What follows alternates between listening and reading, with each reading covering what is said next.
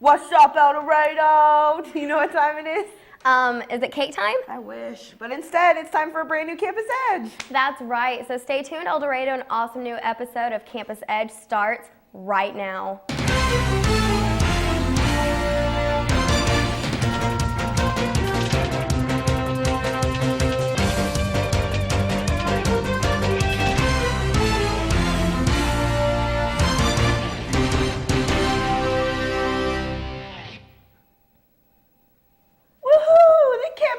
Finally returned. Yeah, it's time for more Butler-related awesomeness. That's right. I'm the ever-popular Andrea Tate, and this fresh and pretty face is our newest addition to the Campus Edge, Amanda Goldman. That's right, Andrea, and I'm so excited to be here, but also a little nervous. Oh, don't worry, young grasshopper.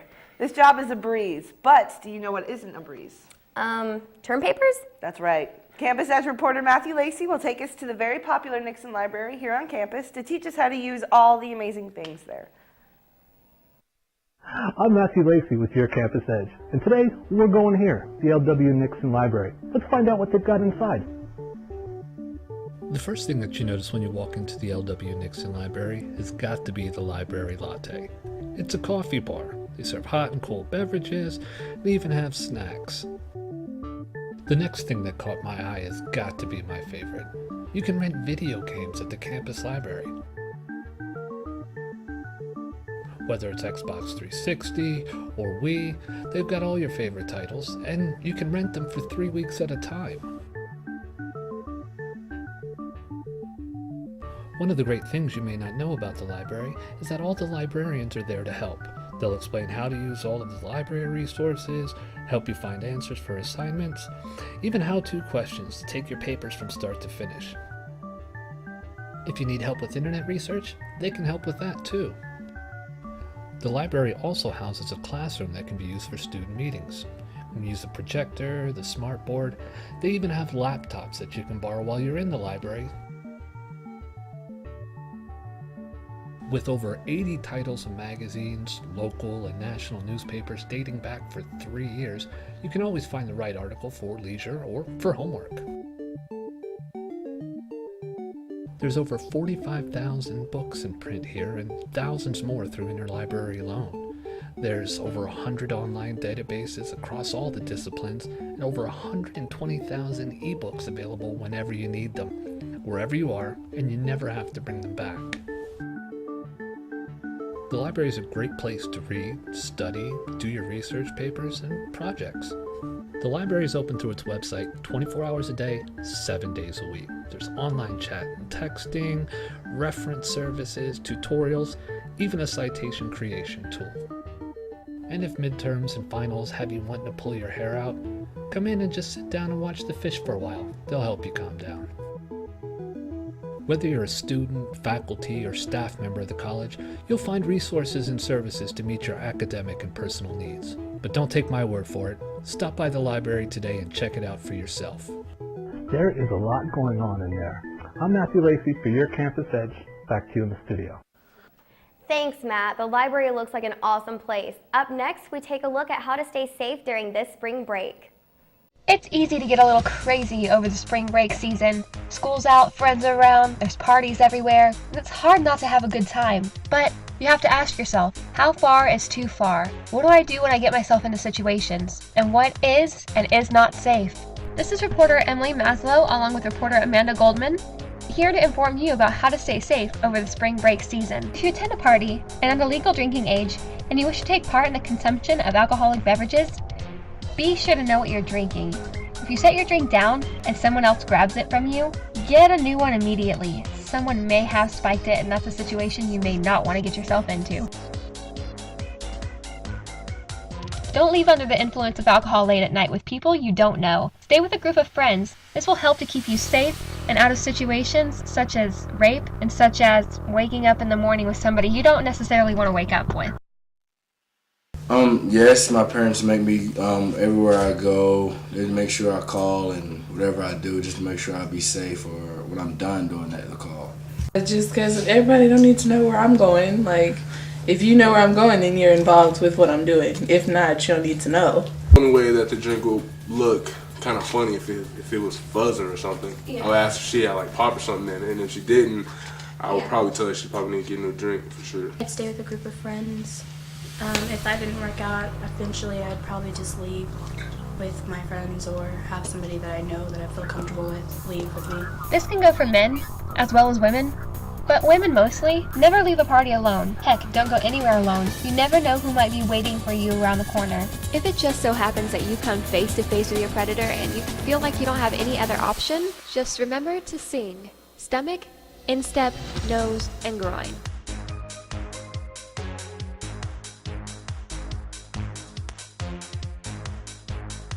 Don't be stupid. Be aware of what you're doing and take these pieces of advice into consideration. This has been reporter Emily Maslow along with reporter Amanda Goldman. Back to you in the studio. Wow, good job, guys. Up next, we go to Campus Edge reporter Breck Adkins, who shows us the delicious side of El Dorado. Hi, I'm Breck Adkins with Butler Campus Edge, and today we'll be talking with two of El Dorado's barbecue places.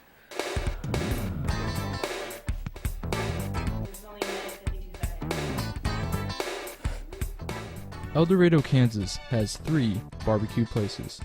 First off, we talked with the manager of Two Brothers Barbecue. We just offer a lot of stuff they don't have. All our meats are slow smoked. Full service barbecue restaurant. We've got to also offer carry-out, drive-through, and catering. Pretty much any size party. We've done anything from 5 people to 3,000 before. It's pretty much anything you want us to do, we'll do.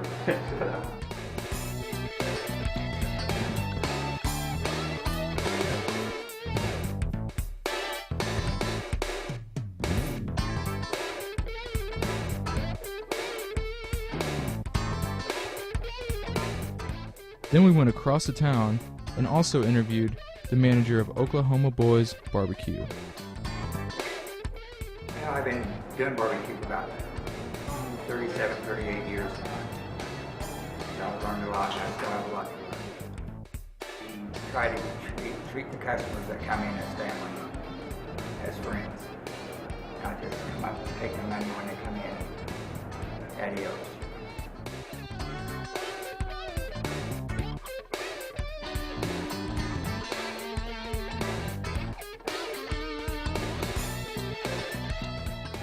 Unfortunately, we could not get an interview with Hog Wild Pit Barbecue. I'm Breck Adkins, Butler Campus Edge. Back to you. Wow, that story was pretty good. As usual for the amazing reporters here on the Campus Edge. After the break, we check out the Butler sports and more awesomeness. Stay tuned. Brett was forced to change, becoming another statistic to the economy. But he knew he didn't have to be another number. Butler gave Brett the power to retrain as an individual. So, at 44, Brett found the power of personal attention, small class size, and an education at half the cost. For Brett, those are the sort of numbers that kept him from becoming one. Brett found a fresh start at 44. He discovered his power at Butler. How will power change you?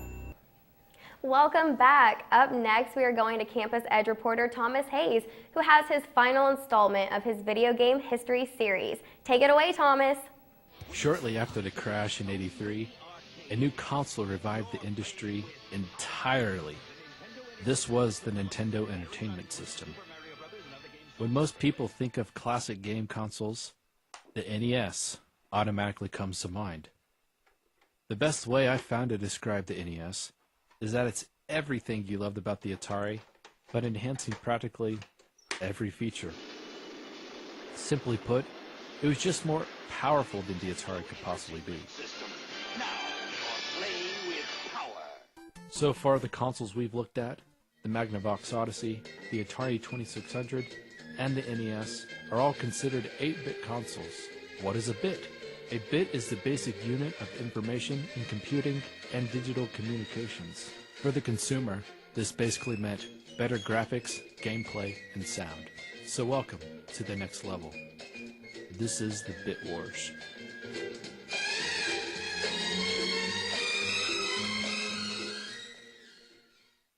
In 1988, the company Sega released the Genesis and competed with Nintendo.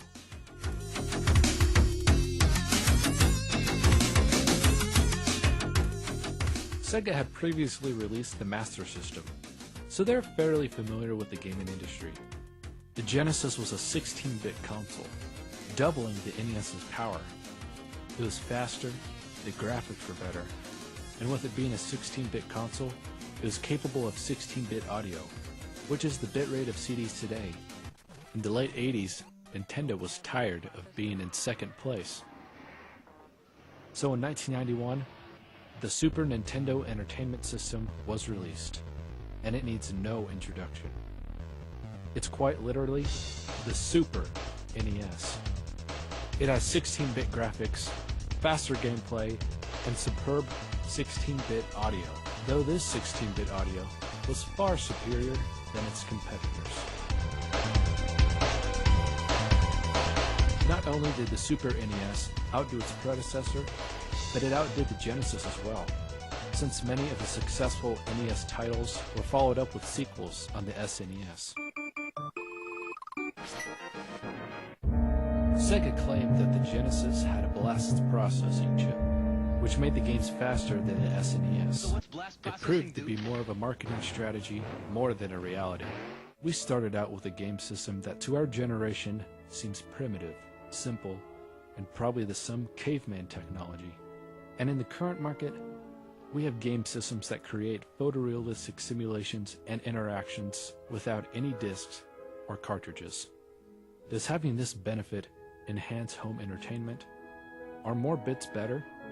And does it really matter who comes in first place? Not really. Bits are the basic unit of information in computing and digital communications. But remember, bits are only numbers.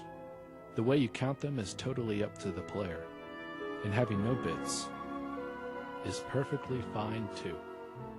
This is Thomas Hayes signing out. Wow, that was an awesome end to a great series. Totally. Up next, we're going to Nicole 5 for a Butler Sports Break. Take it away, Nicole.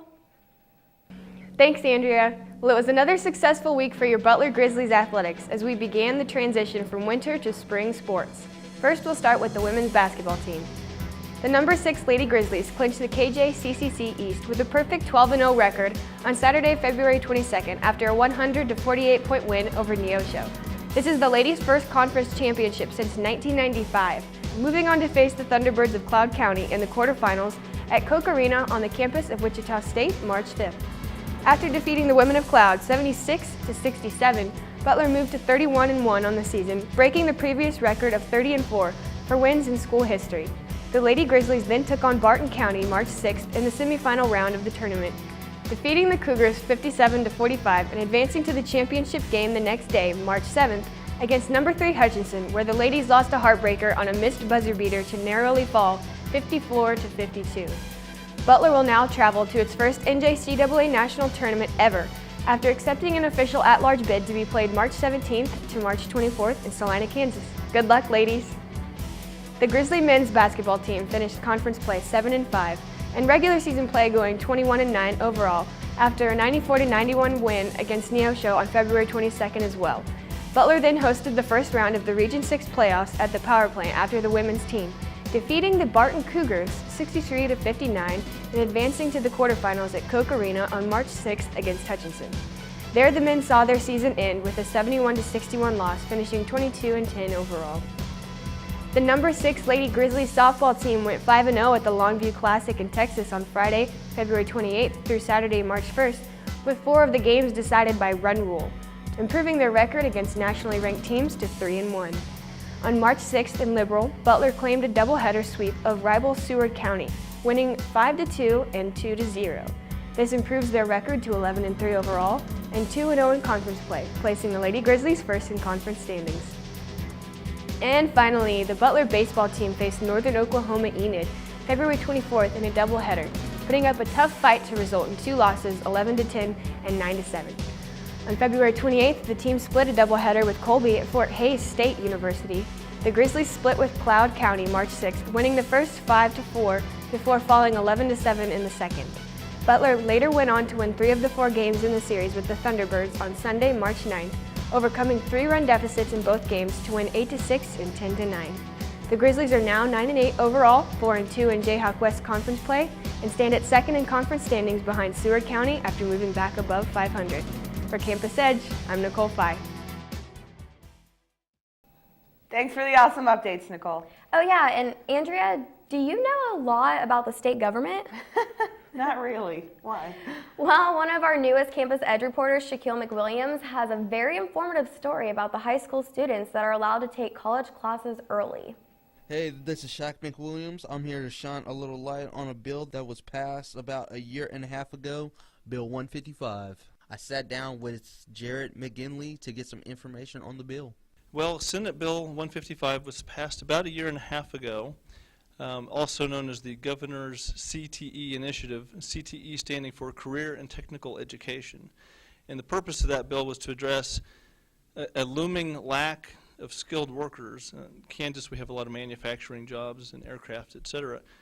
And we're seeing a lot of those workers retire now, and we don't have enough people to step into their place. And so the intent was to provide an initiative, an incentive, rather, to encourage high school students to look at taking classes that would qualify as career and technical education classes. I also talked to Janice Acal. Senate Bill 155 was created by Governor Brownback with the idea of having high school students be allowed to take certain technical courses at a community college. And the intent was so that those same programs aren't duplicated at the high school. So students get to take courses, certain courses that qualify as a technical course here at Butler, and the state pays the tuition for them, so they basically get a college course without having to pay for it. And then the high schools get funding for the number of students that they send to us. The bill covers a wide range of technical classes for students to take tuition free. It covers quite a few, and to get an exact list at Butler, you can go to the Butler website, and we have an interactive course schedule.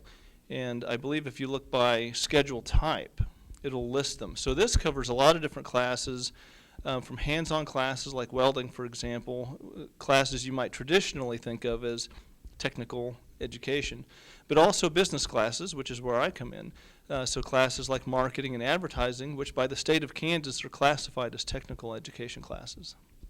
There are also a few students that have already taken advantage of this opportunity. And I have a student from a high school that's in that class. Last semester I had a high school student that was in she actually took Accounting 1 from me and Accounting 2, and she was just a junior in high school. And I know she took our managerial accounting course as well. This has been Shaq McWilliams on Senate Bill 155. Butler, El Dorado. Have a nice one. Thanks, Shaq. After the break, we get to find out about a young author who went to Butler and the newest art gallery here on campus. Don't touch that dial, El Dorado. We'll be right back before you know it. With Butler, Cameron's Barbershop Quartet sang their way to 8 in the world while singing the praises of one powerful education. He's found the power to record 3 CDs and write more than 120 songs, including the one song inspired by his time at Butler, playing in the background now. All this personalized to around 14 in each class, that's much better than sitting in the 23rd row of a 600-seat auditorium. Cameron found his passion in music. He discovered his power at Butler. How will power change you? Welcome back, Eldo. Up next, we have an awesome story about a young author who went to Butler. Let's go to reporter Angela Kincaid, who has all the details.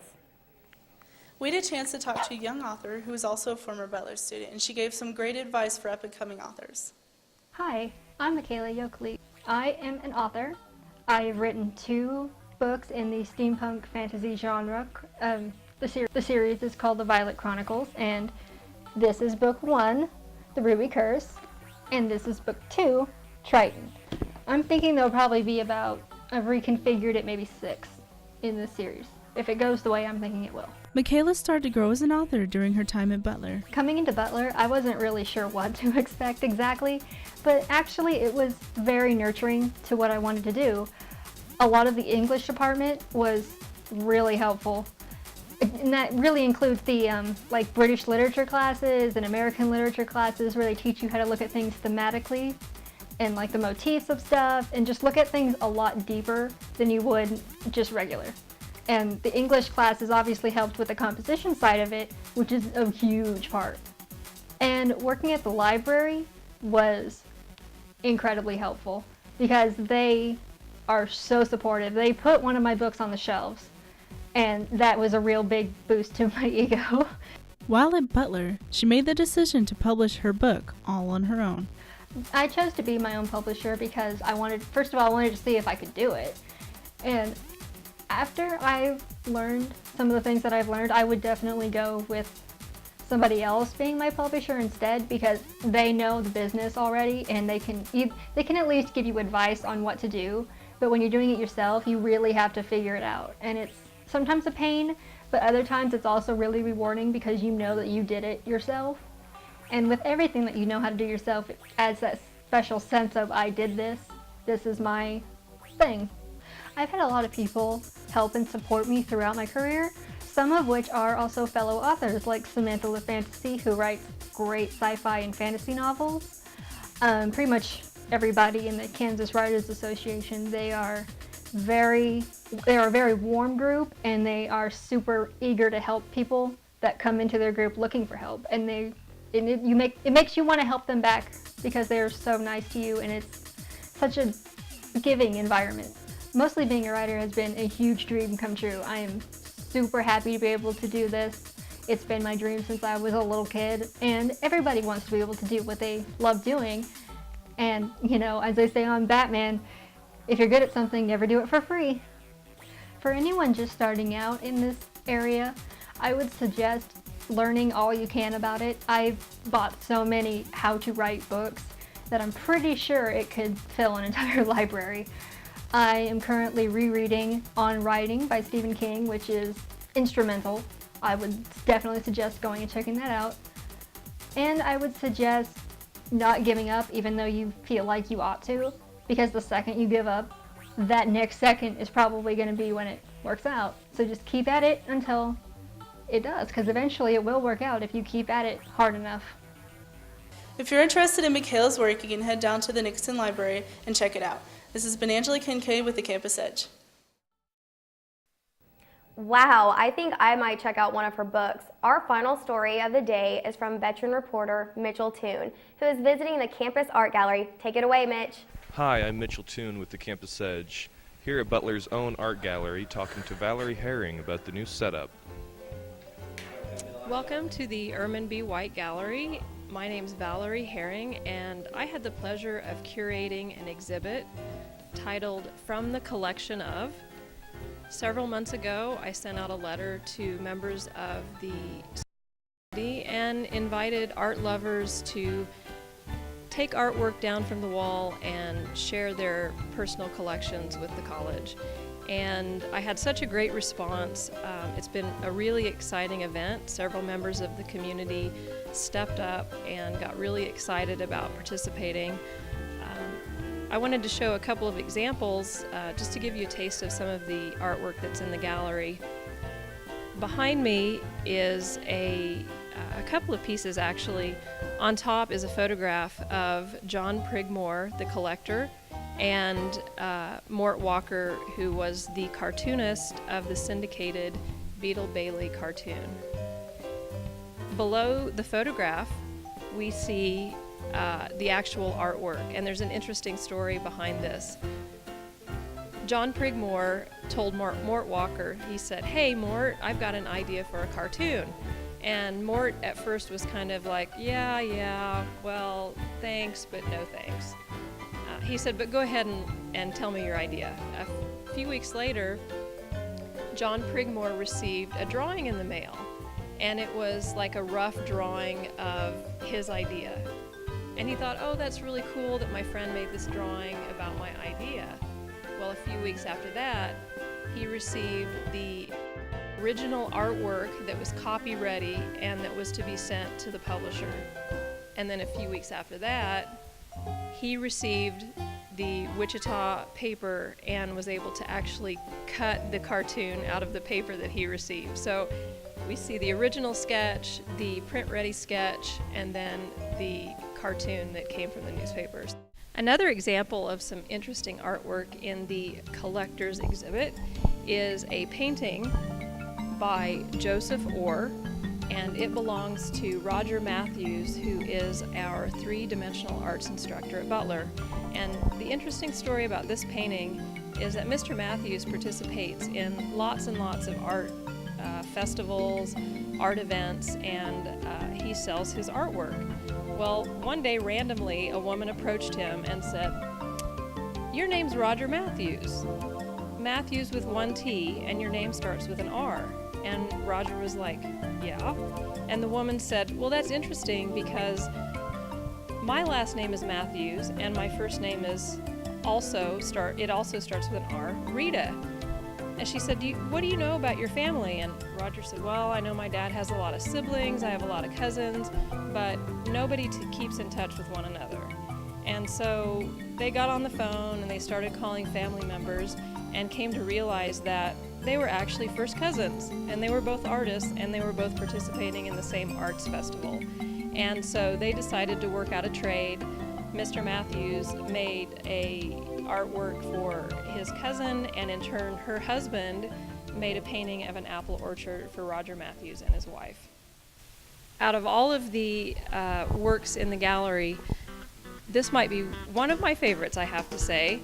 This is a bronze on loan to the gallery from Jennifer Calloway. This figure is actually the father of the owner of the artwork. In other words, Jennifer Calloway's father, Max Main, modeled for the artist. And so this is a portrait of Max Main, and he's dressed up like a cowboy. And the blacksmith is actually, this is a portrait of the artist. The artist is Yogi Gene Williams, and he was a physician in El Dorado for many years. And so I think it's really cool that both of these individuals that modeled for this piece were connected to the community, and now this man's daughter owns the artwork and has shared it for everyone in the community. From the collection of the art exhibit featuring artwork from all of the collectors in our lovely community will be on display through April the 4th. Gallery hours are Monday through Friday, 10 a.m. to 4 p.m. So if you get a chance, come on out and check it out because it's really super awesome. That's all for now. Back to you in the studio. What an awesome story, Mitch. It was almost as awesome as we are. True that. Anyways, that's all we have for this week. This week we looked at barbecue places in El Dorado, the campus library, and video game history. As well as the art gallery here on campus, a young author, and a Senate bill that helps high school kids get a head start on their college careers. Check out the reruns of this show weekdays at 11 a.m. or last week's show at 6:30 p.m. on BCTV Channel 20. Or you can check them all out along with behind-the-scenes fun on our YouTube channel, Butler Radio and TV. We'll catch you again in a few weeks. This is The Campus Edge.